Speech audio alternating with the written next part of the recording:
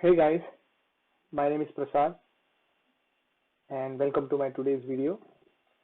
I hope you guys are staying safe and healthy. So let's start. Today we will talk about Eulerian cycle and Eulerian path. So what is cycle?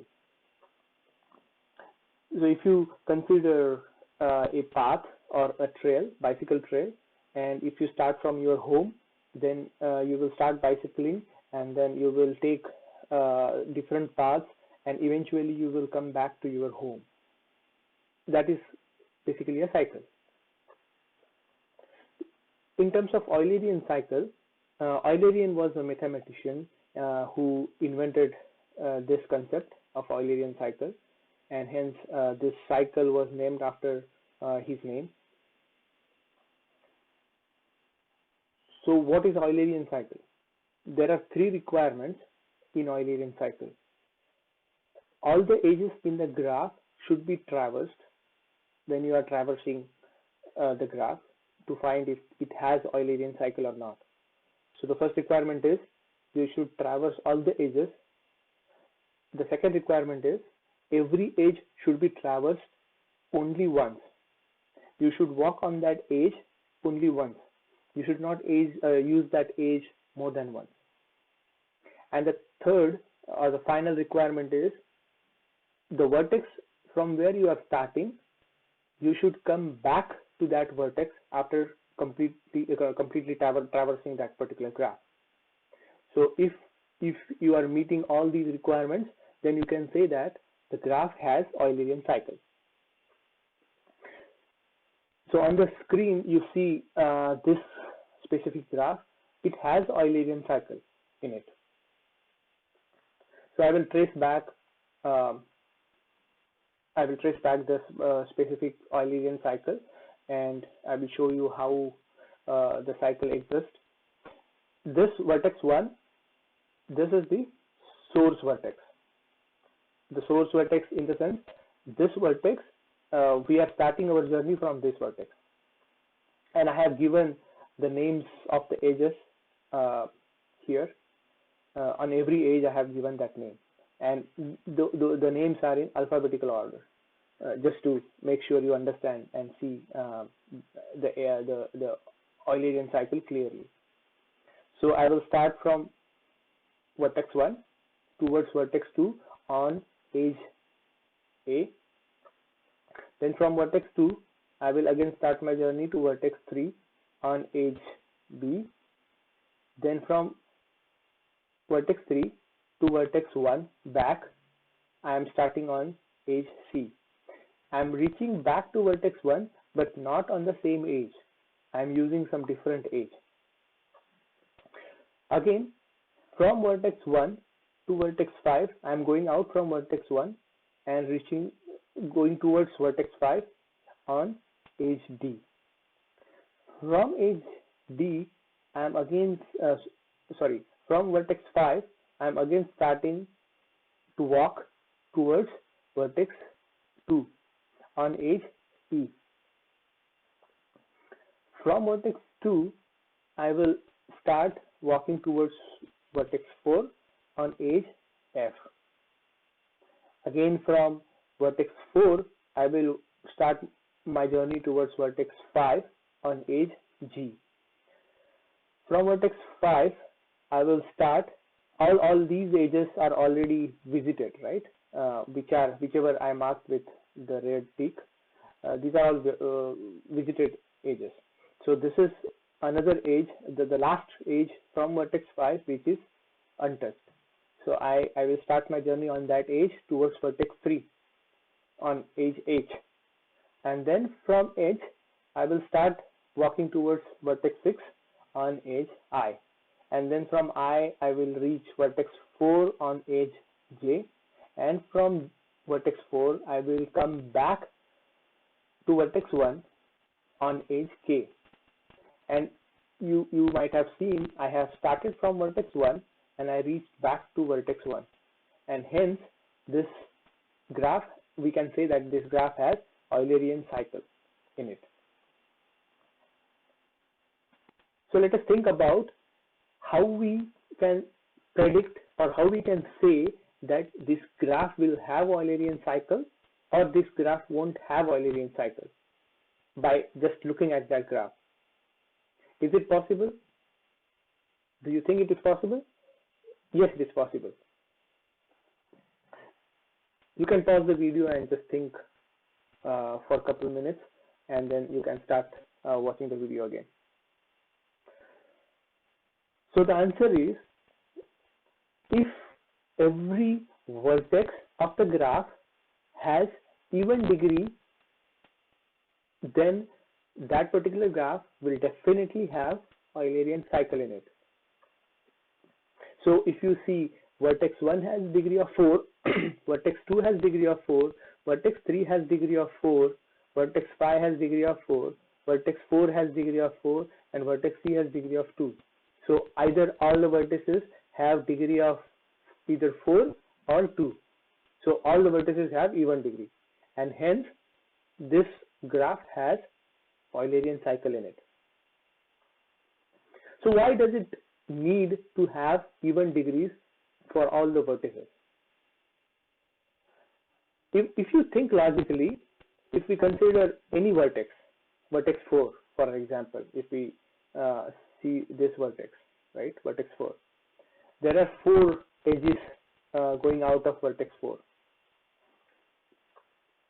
So when this is the intermediate vertex, we will visit this vertex in between when we are traversing for the cycle.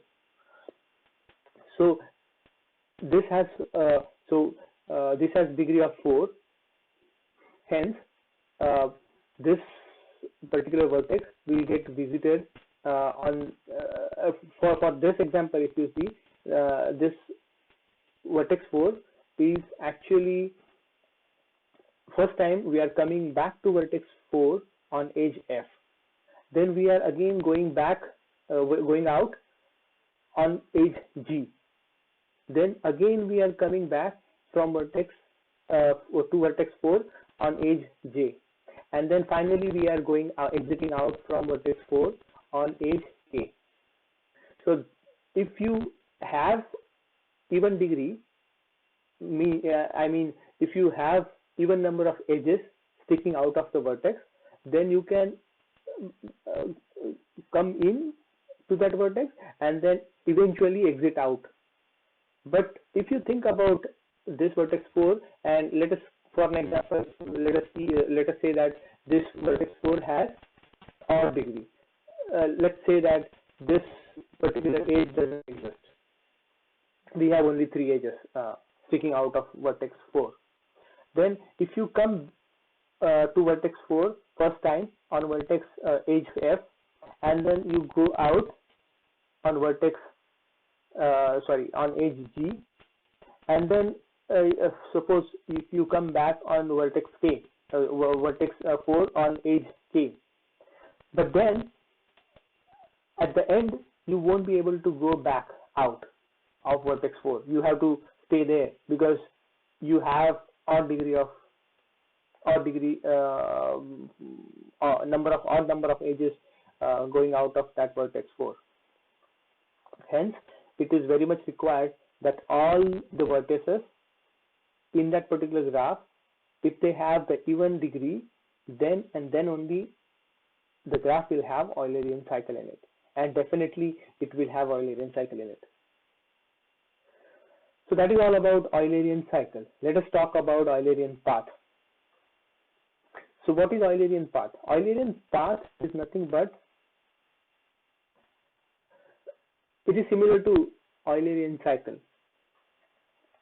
The first requirement, which is also in Eulerian cycle, that all the edges in the graph should be visited. That same requirement holds true for even for Eulerian path. The second requirement, that every edge should be visited only once, not more than one time. So that requirement also is true for Eulerian path. The only thing which might be different, it is not compulsory, but it might be different, that you will start from one vertex, the source vertex, and then you will eventually, after traversing that particular graph, you will end up visiting the vertex which is not the source vertex. You will end up visiting vertex. In this case, you will visit this vertex and you will finish your journey. If I number this graph as number these vertices like 1, 2, 3, and 4, then eventually you will start from vertex 1 and you will end up at vertex 4, and then that's it. In this whole journey, you will visit every edge. You will start from vertex 1, you will reach to vertex 2 on this edge A, then you will start again from vertex 2 and start walking towards vertex 4 on edge B, then you will start walking towards vertex 3 on edge C, and then from 3 you will start walking back to vertex 1 on edge D, and then from 1 you will finally start walking towards vertex 4 on edge E. And you are already done visiting all the edges, and you visited every edge exactly once. But in this case, you ended up with some different vertex from your source vertex. So that is Eulerian path.